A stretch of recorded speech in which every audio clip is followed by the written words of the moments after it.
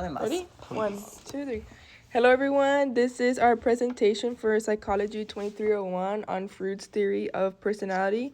And the group members in this group are Vianney Flores, Martín Rios, Luis Gaitán, Carolina Martinez, Melissa Gonzalez, René Rodriguez, and Oscar Hernandez.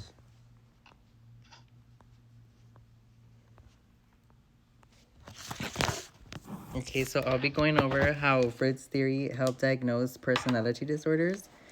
Sigmund Freud, he helped to lay a lot of the groundwork, foundations for diagnosis that deal with personality disorders. Below are some of the ways that he helped some of the theories that were dealing with these disorders.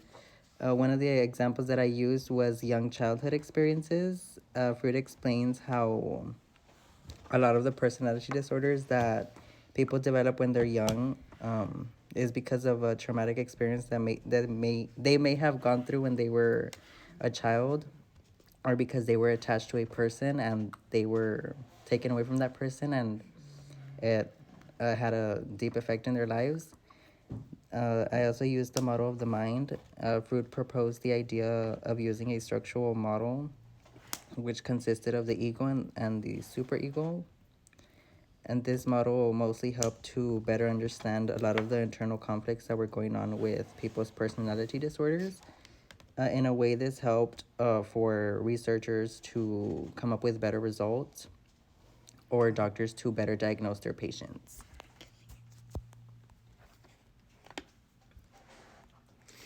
All right, so personality is what defines the character and morals of a person. This presentation shows how the father of psychology, otherwise known as Sigmund Freud's theory of personality, has a great impact on society and overall psychology of today. Okay, so I will be doing a slide here that explains how he gains the name of the father of psychology. And so he was regarded as one of the most influential figures in the field of psychology, as he was the founder of psychoanalysts and has significantly impacted other psychologists, my bad, like Anna Freud, who is her daughter, and Carl Jung. He has introduced several theories, or most impactful theories are his conscious and unconscious mind, his dream interpretations, and defense mechanism. But this wouldn't be possible if it weren't for his first theory. So his first theory was the Oedipus complex, I believe. That's how it's pronounced.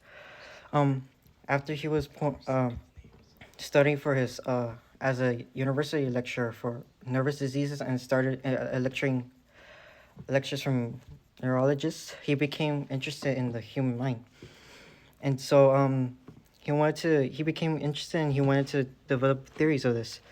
So this is where the first theory came up, and this is where he had particular feelings for his mother. And throughout his childhood, his mother, his father was very strict with him, so he didn't like him that much. But his mother, on the other hand, she cared about him, and it was the exact opposite of his father. But he knows that he loved his mother in a particular way, and like a sexual way, which is kind of weird. I don't know why he would think of that. And this feelings is what he will influence his field, the Oedipus complex theory. I'm done.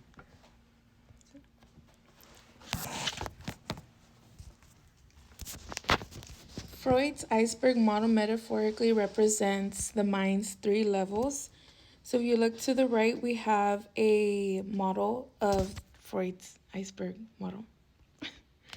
The ID, which is driven by the pleasure principles, the iceberg's huge hidden underwater bulk represents the ID, which Freud assumed was totally unconscious. Next, we have the ego, which is driven by the reality principle. The tip of the iceberg represents the conscious part of the ego. The lower hidden part of the iceberg represents a part of the ego that is unconscious. Lastly, we have the superego, which is driven by moral standards. The tip represents the conscious part of the superego. The huge hidden underwater bulk represents a part of the superego that is conscious.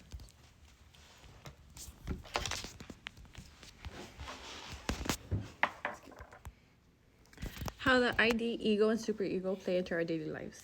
The ID, which is our natural instincts that we are born with, I'm sorry, it's our natural instinct for looking for pleasure and gratification. An example can be eating unhealthy food to please your cravings, regardless of long-term health risks. The ego, which is our reality, is choosing a balanced approach to having fun and making sure to take care of your responsibilities. The superego can describe the morality of our personalities, and that is feeling guilty after breaking a promise. So the dreams in Freud's theories mention that they provide a glimpse of suppressed desires. Freud's iceberg theory. He had a theory where he divided the brain into three sections: the conscious, the preconscious, and the unconscious. As mentioned before, it can also be considered the ego, the superego, and the ID. And so they are all related. But the conscious describes our awareness and what we are seeing at the moment and what we feel and the uses of all our senses. The preconscious is what we might think or what might appear in our conscious at a later time. So like what we put like in the back burner of our head. And the unconscious is the memories that are repressed or just not thought of. And a lot of the times, as Freud gave multiple examples, is the like traumatic responses. Those have repressed theories and repressed thoughts, and we repress them and we just forget about them and we don't even know if they exist. And that's the unconscious. Like we can't what's the word? We can't reach the thoughts unless we go to like a psychoanalyst, like around that, yes.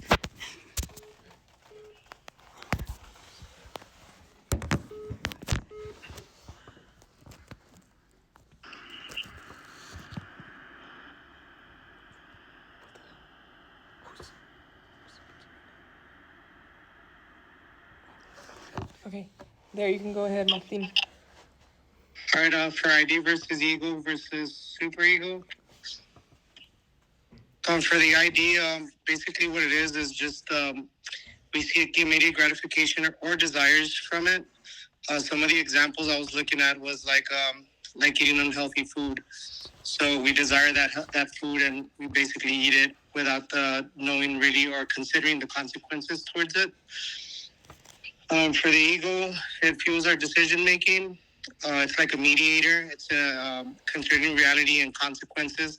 Something a little bit similar to ID, but a little bit different. For example, like when we talk about ego, we kind of like look at how we balance our responsibilities with having fun, going out, spending time with friends and stuff like that. That's what pretty much ego would be like, and it's just basically what reality is. Super ego, which is morality.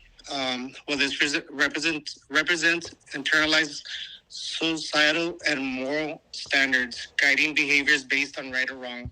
So, on this case, like the super ego, it's morality, which would be an example of like when you make a promise to somebody and you break it.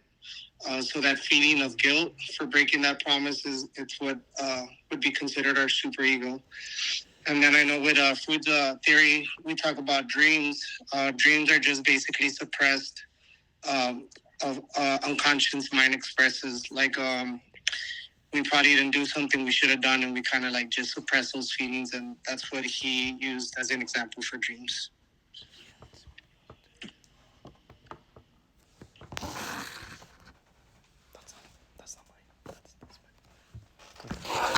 Hello, my name is Rene, and we're basically going to be wrapping this presentation up.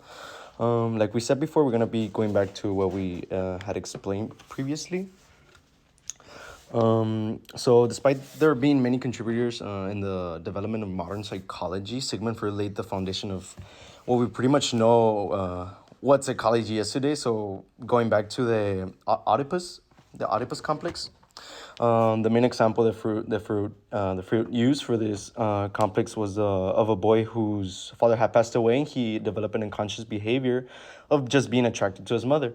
If we look into this, this also explains the behavior of young men who do miss fathers or do not have a present father figure in their life and how they behave.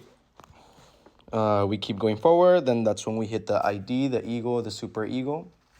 The ID being basically just our need, our push, or instinct for wanting to satisfy a certain feeling.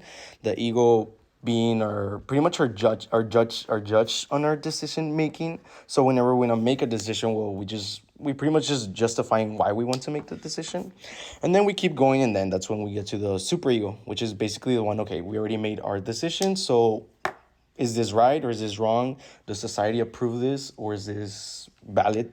Or is this a valid point? And then with the one that I pretty much do find really interesting is the divisions of the mind, which for this example, Fruit used an iceberg, which the tip being the conscious, which is pretty much our thoughts we have on a daily basis, what we want to eat, what we're thinking, or what we're going to do in the future. So it's just constantly like a passageway or a flow of thoughts constantly.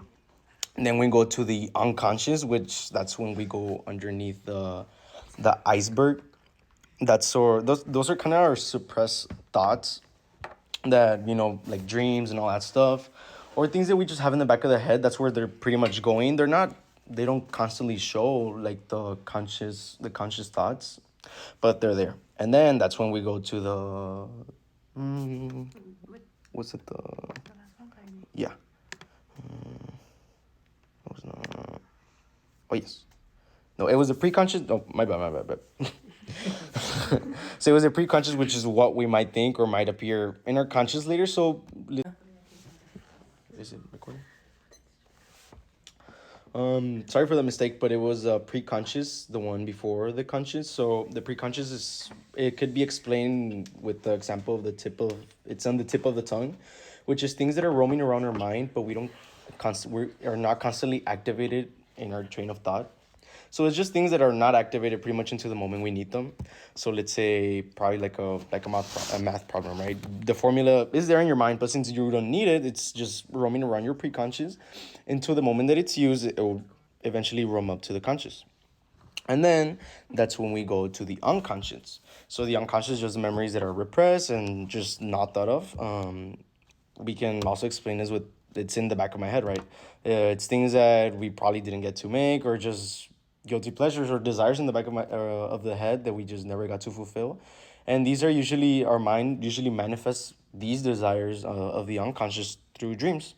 That's why many of the times things that we probably forgot or we forgot even existed or that passed, we still keep remembering them because they're still suppressed in our conscious. And lastly, we just want to go back to Sigmund Freud and his discoveries. Even to present day, the human mind is something that is still being constantly studied, not just in the U.S. but all around the world. The spectrum in which psychology roams just seems to expand more over time. So even though we do have many theories and many things that keep coming up, more diagnoses, more treatments just keep coming up. There has been many pioneers of psychology, Albert Bandura or Wilhelm Hund, which was also one of the first ones with Sigmund. Over time, groundbreaking discoveries just keep coming up, and just many different contributors. But all in all, we can come back to that Freud's theory of personality and the many other things that he made and contributed to psychology just open our way of thinking, and even the diagnosing of many personality disorders came because of him. So we pretty much do owe Sigmund Freud most of what we know of modern psychology. And he did get a lot of backlash for many of his discoveries for not having a lot of research or background information like the Oedipus complex. But even then, even if there isn't enough information, this is backed up through just patience and over time researches. Despite psychology being just a massive group effort, like I said before, I think all in all we can all conclude that Sigmund Freud became the father of modern day psychology.